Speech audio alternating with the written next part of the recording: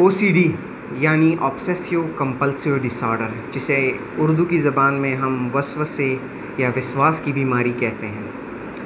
ये एक बहुत आम बीमारी है। अमूमन लोगों को ये बीमारी होती भी है। इस बीमारी से वो काफ़ी हद तक परेशान भी होते हैं, लेकिन फिर भी उन्हें एहसास भी नहीं होता कि वो एक बीमारी का शिकार है। ओसीडी होती क्या है?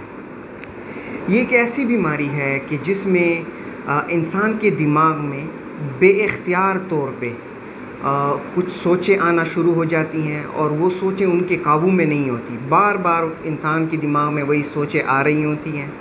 वो सोचों को रोकने की कोशिश करता है, लेकिन वो सोचें रोक नहीं पाता। मुख्तलिफ़ किस्म की सोचें हो सकती हैं, जिसकी तफसील में हम बाद में बात करेंगे। जब ऐसी सोचें आती हैं तो उन सोचों की वजह से इंसान को परेशानी का सामना करना पड़ता है। उस पर परेशानी वाली हालत आ जाती है, नींद उसकी ख़राब हो जाती है, गुस्सा आने लग जाता है उसको, दिल की धड़कन तेज़ हो जाती है, डर और खौफ सा रहता है इंसान को उन सोचों की वजह से। तो इन परेशानी वाले अलामात से छुटकारे के लिए और इन सोचों से छुटकारे के लिए वो वक्ती तौर पे कुछ ऐसे आमाल करते हैं जिनकी वजह से वक्ती तौर पे तो उन सोचों में कमी आ जाती है, लेकिन वो इस बीमारी को मज़ीद बढ़ाते हैं। उन सोचों को अंग्रेज़ी में ऑब्सेशंस कहते हैं, और वो जो आमाल करते हैं जिनसे वक्ती तौर पे उन्हें आराम मिलता है उसे कंपल्शंस कहते हैं। इसलिए इस बीमारी को ऑब्सेसिव कंपल्सिव डिसऑर्डर कहते हैं। ये बीमारी होती क्यों है? बहुत सारी ऐसी वजूहात हैं जो कि यकजा हो जाती हैं जिनकी वजह से ये बीमारी सामने आती है। उनमें से सबसे ऊपर जो है वो मौरूसी वजह है, यानी कि माँ बाप, बहन भाई, दादा परदादा किसी न किसी में जो विश्वास या वसवसे वाली बीमारी है उसके जीन्स मौजूद होते हैं। वो जीन्स आगे ट्रांसफ़र होते जाते हैं। फिर सिर्फ मौरूसी वजह नहीं, उसके साथ साथ इंसान के हालात कैसे हैं, उसको किसी और परेशानी का सामना करना पड़ रहा हो, मिसाल के तौर पे गुर्बत की वजह से परेशानी हो, या घर के हालात ठीक ना हो, लड़ाई झगड़े ज़्यादा हों, उसकी वजह से परेशानी हो। इन सब वजूहात की वजह से इस परेशानी में मज़ीद इजाफ़ा होता है। अब ओसीडी यानी ऑब्सेसिव कंपल्सिव डिसऑर्डर यानी वसवसे की जो बीमारी है, इसकी मुख्तलिफ़ अक़साम हैं।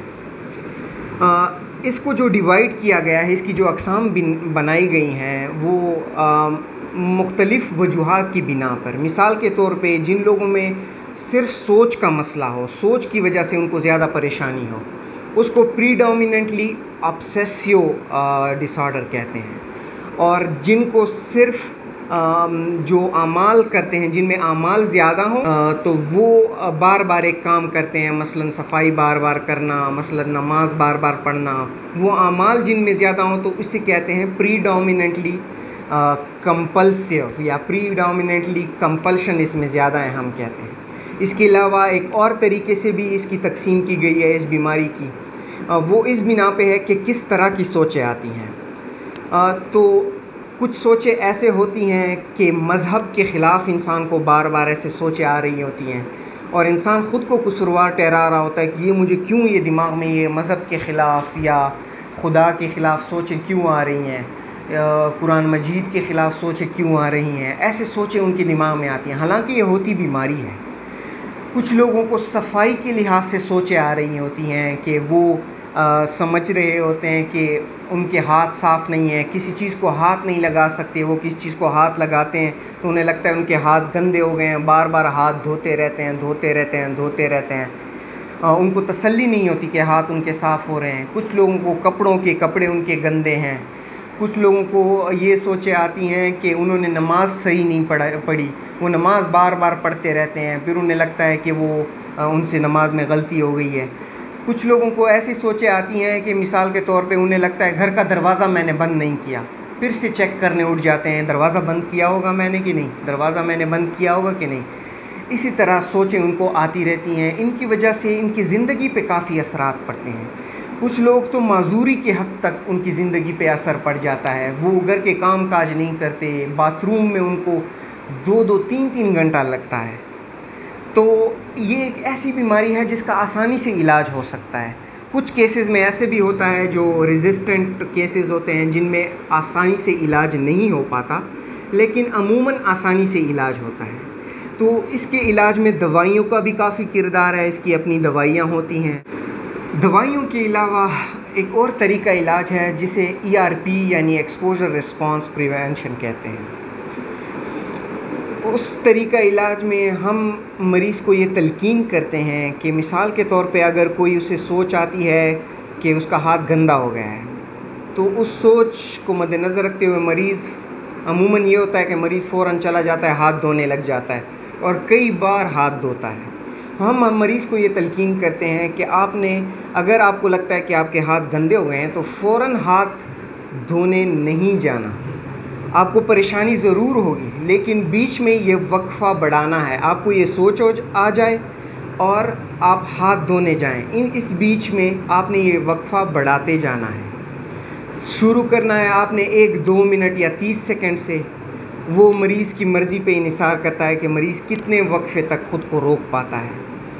तो उसके बाद हम धीरे धीरे ये वक्फ़ा बढ़ाते जाते हैं। इसका फ़ायदा ये होता है कि धीरे धीरे मरीज़ की ये हाथ बार बार धोने की आदत छूट जाती है। और मरीज़ को हम सोचने के कुछ ख़ास तरीके बताते हैं। मिसाल के तौर पे पहले तो हम उसे ये कहते हैं कि ये बीमारी है और इसमें जो भी इनको सोचें आती हैं, उन सोचों की वजह से ख़ुद को कसूरवार वो ना ठहराएं। इसमें उनकी कोई गलती नहीं है, ये एक बीमारी है। और दूसरी बात ये कि उनको बताया जाता है कि ये जो सोचें आपको आ रही हैं, इनको रोकने के बजाय इनको वेलकम करें। वेलकम करने से मुराद ये है कि बजाय इसके कि आप इसको बार बार रोकें, आप ये सोचें कि ये मेरी बीमारी का हिस्सा हैं। ये सोचें आएंगी और ये सोचें बार बार जो उसे आती हैं, वो सोचों में अगर कमी ना भी आए, अगर मरीज़ इस सोचों को वेलकम करे, सोचों के रिलेटेड जो परेशानी होती है उसमें धीरे धीरे कमी आना शुरू हो जाती है। इसे अंग्रेज़ी में कॉग्निटिव सेटिएशन कहते हैं। उम्मीद है इन सब चीज़ों की आप लोगों को समझ आ चुकी होगी। बहुत शुक्रिया।